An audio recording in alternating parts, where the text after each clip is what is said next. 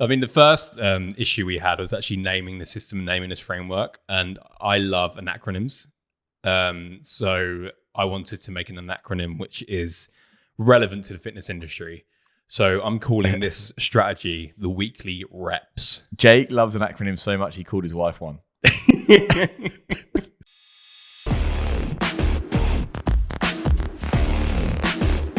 I'm a happy boy today. Give me context.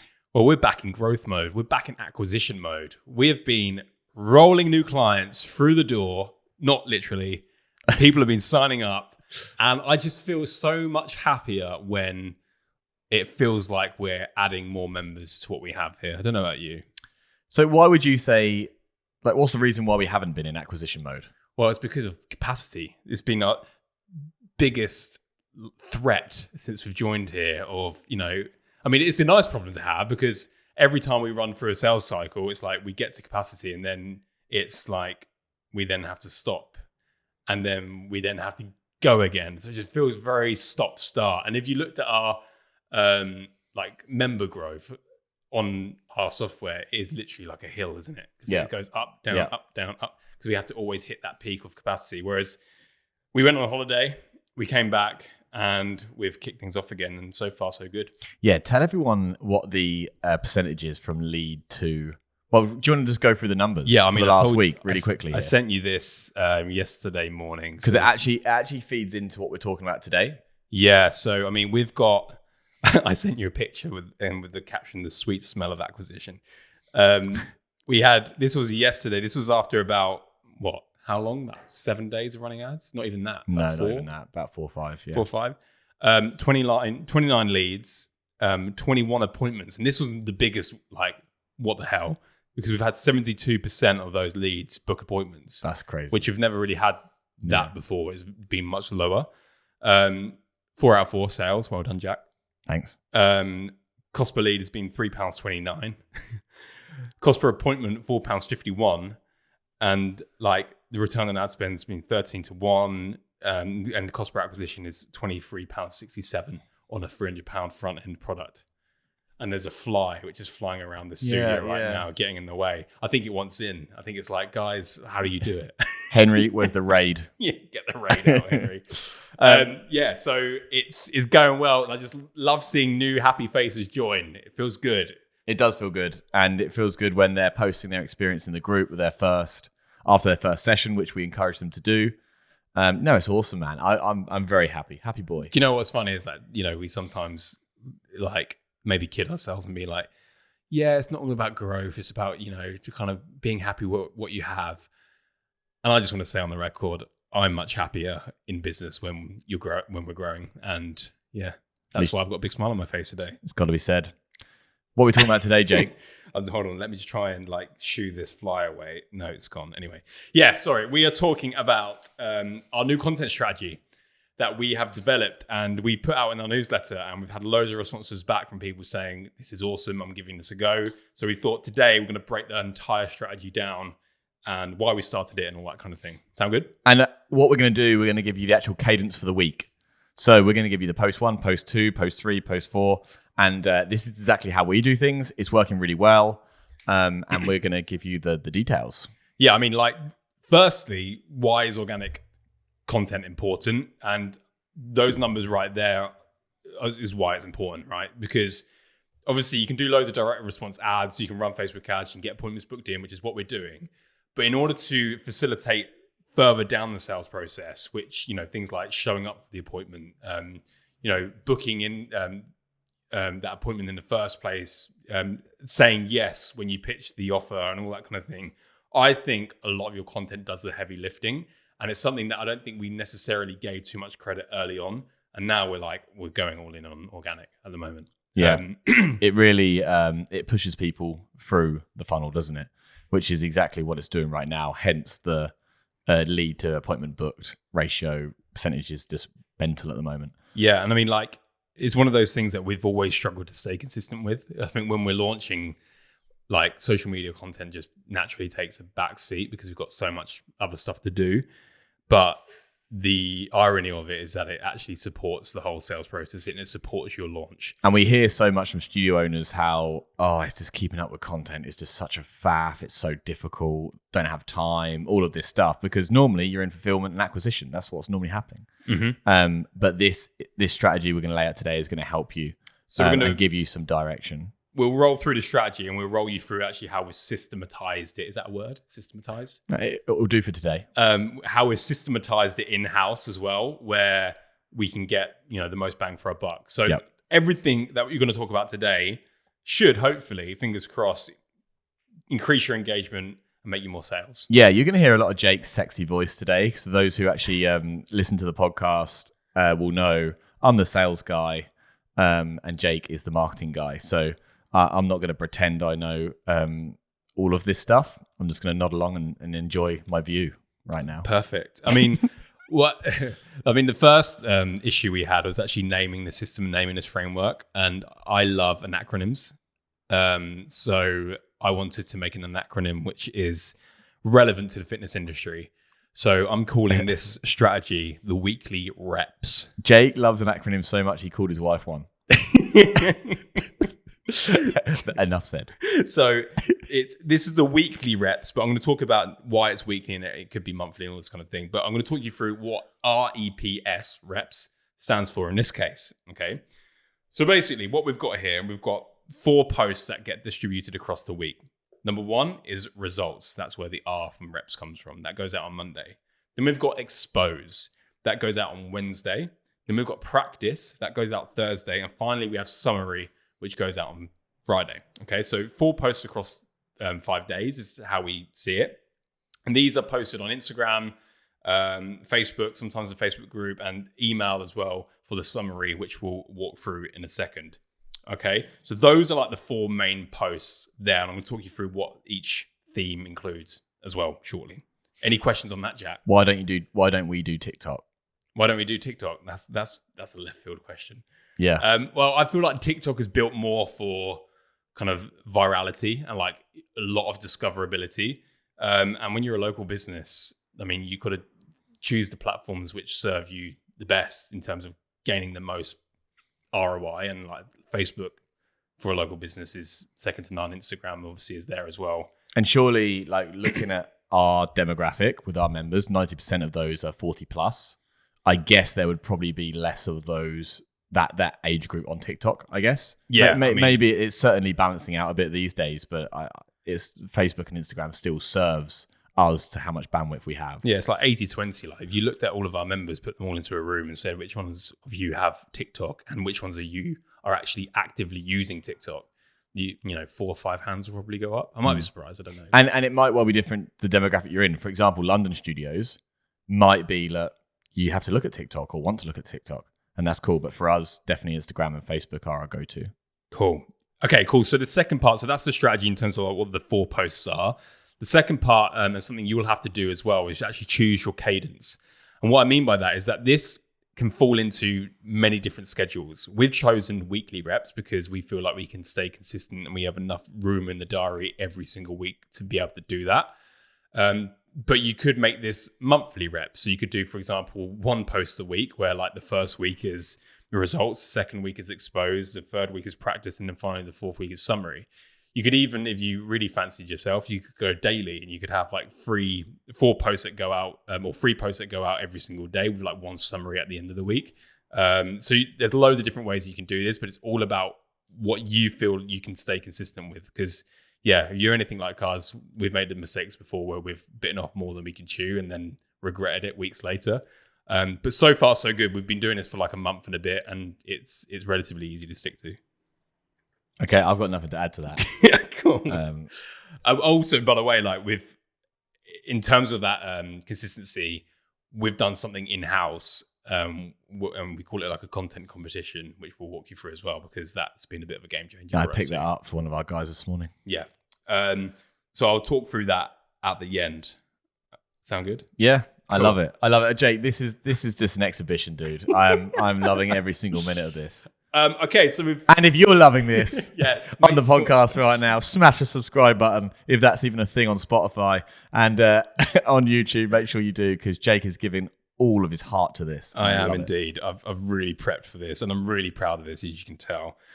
So we've figured out the strategy. We've got the cadence. So you've worked out whether you want to go weekly, daily, monthly, whatever. Weekly is probably the best bet, but down to you. So let's talk through what each post consists of. Okay, so it's Monday morning. You need a post to distribute on Instagram and Facebook. This day is dedicated to results.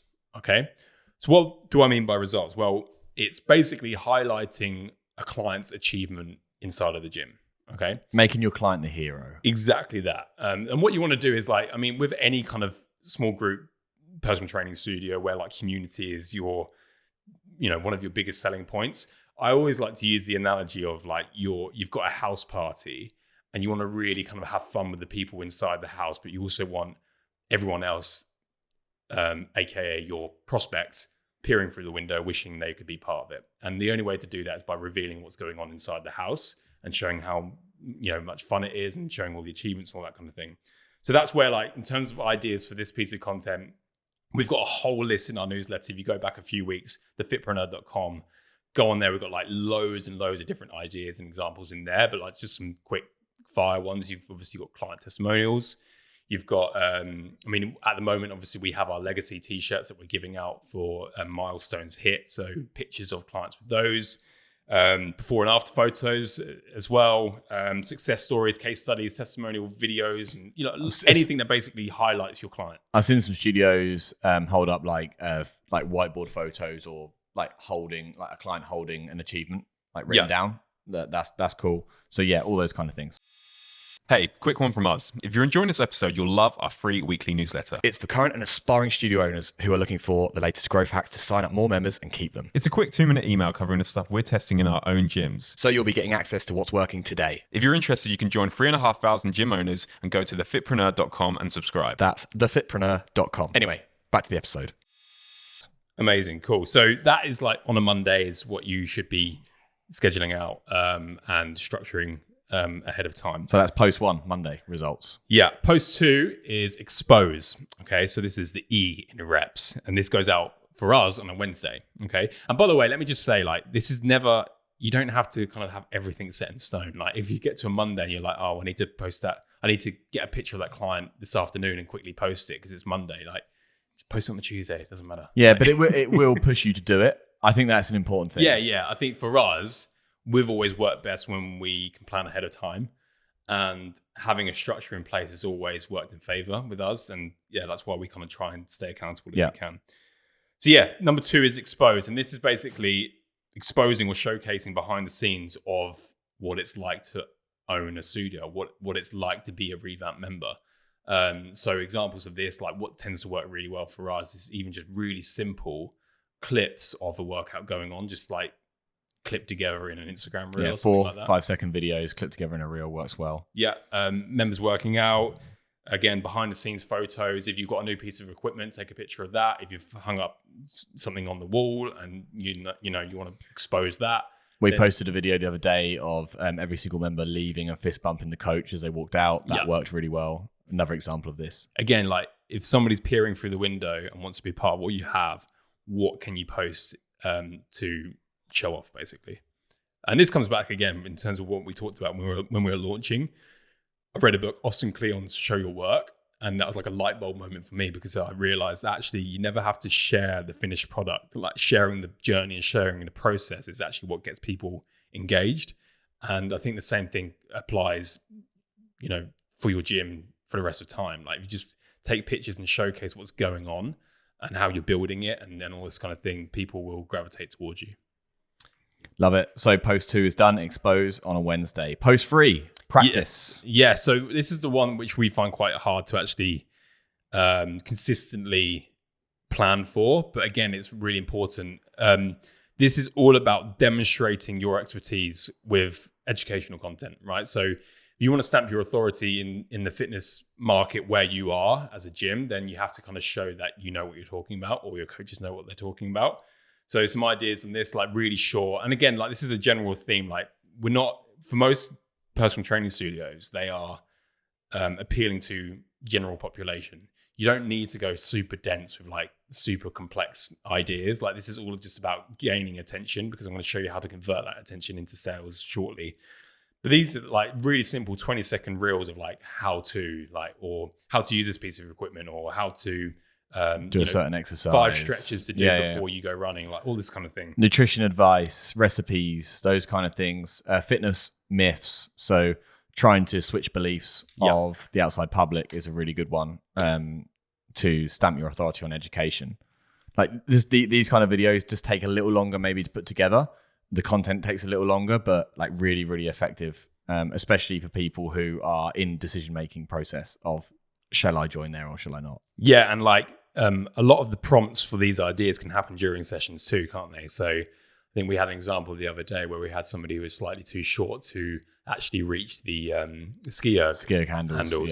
Yeah. So a video just kind of explaining how to lower the handles without having to like jump up and grab them. Like those little things that might seem simple to you or your coaches might just be the thing which gives confidence to the member to turn up and actually roll through the session with confidence. Yeah. Love it. So that's post 3 practice, which goes out on Thursday. Post 4 summary Friday. Yes. So this is where everything comes together, right? So this is kind of where you'll end up actually converting those eyeballs into consultations. Because, content is worthless if it doesn't actually drive sales, which is kind of what we want it to do.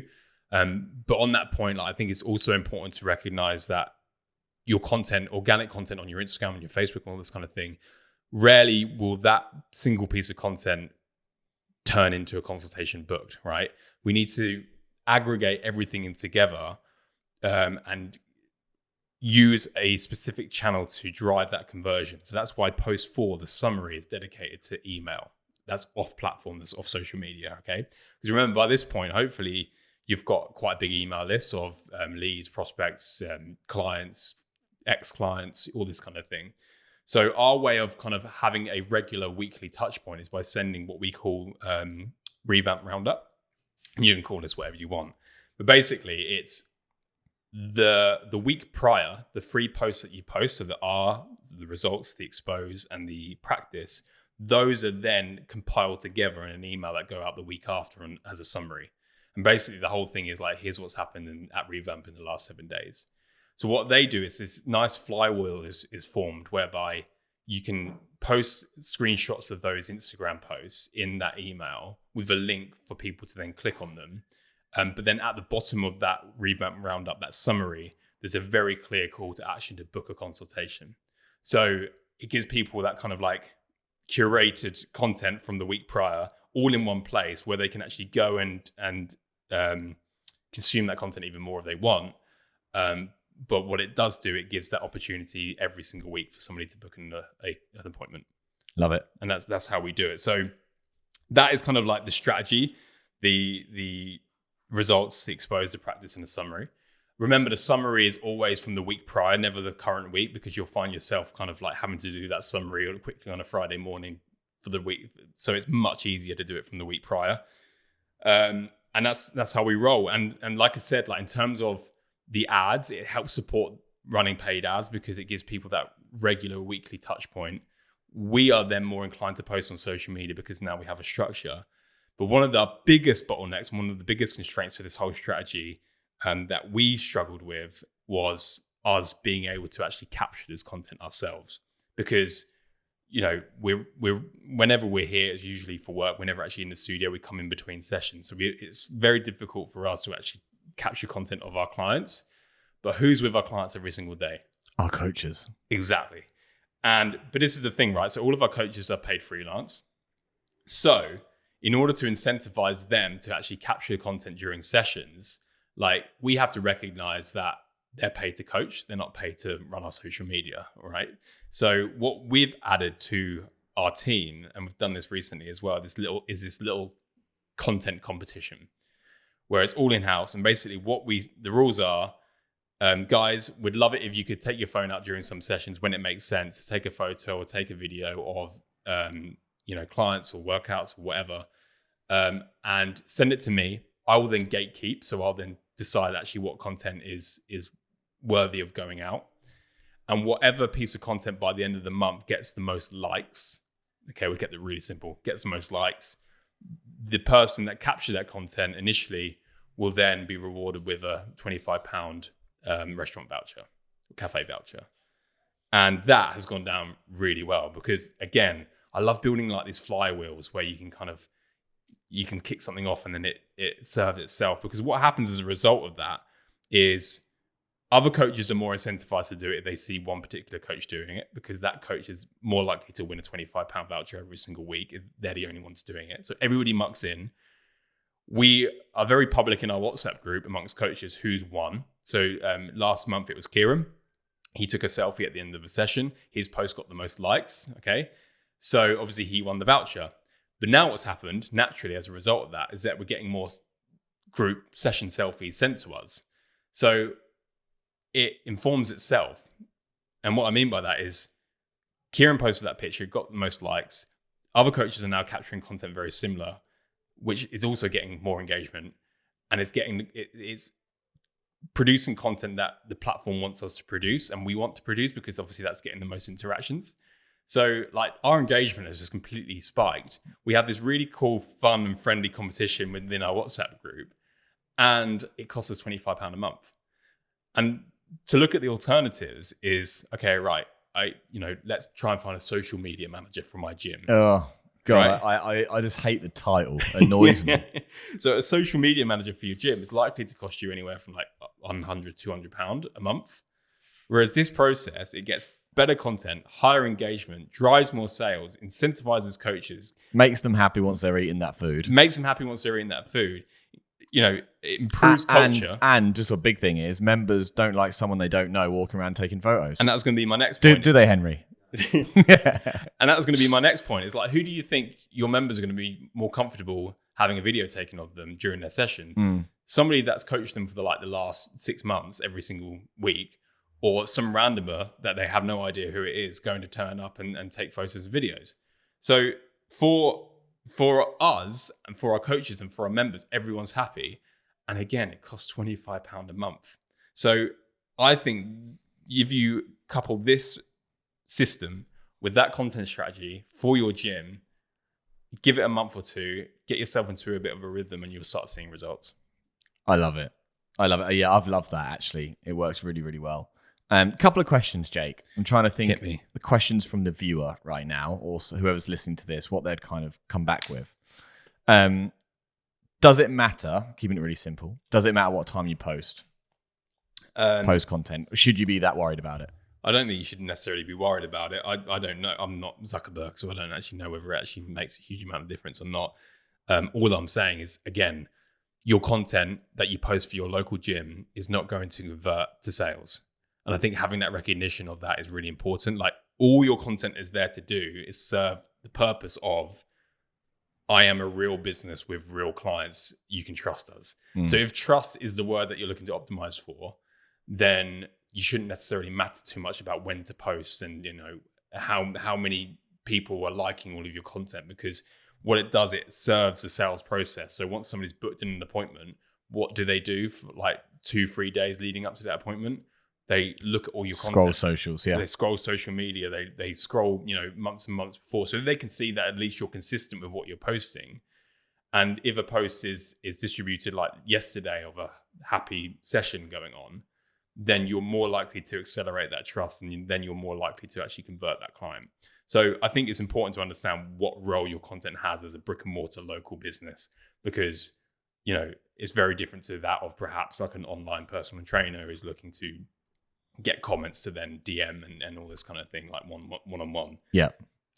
So yeah, in terms of the whole time question, if you're optimizing for trust, it shouldn't even be part of the question. Okay, cool. How do you go about organizing your content? Because you talked earlier about doing the summary like a week back. So posting it on the Friday and it being last week's summary with that content. How do you go about organizing it yourself? In terms of what I use as like my workflow? Yeah. Well, I have a really simple Notion database, like calendar view, where I have like templates with prompts on every single one of these themes. So for example, on a Monday, I'd already have in there a placeholder which is called results. And if I open up that, we'll have like loads of different ideas and inspiration of what kind of content we can produce. Likewise for expose and likewise for practice. So that's kind of how I manage it and stay on top of it.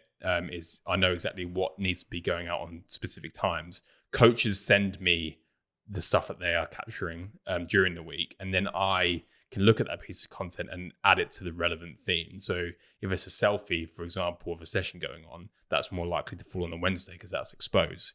If it's a picture of a client holding up their 100 milestone t-shirt, that's a result, right?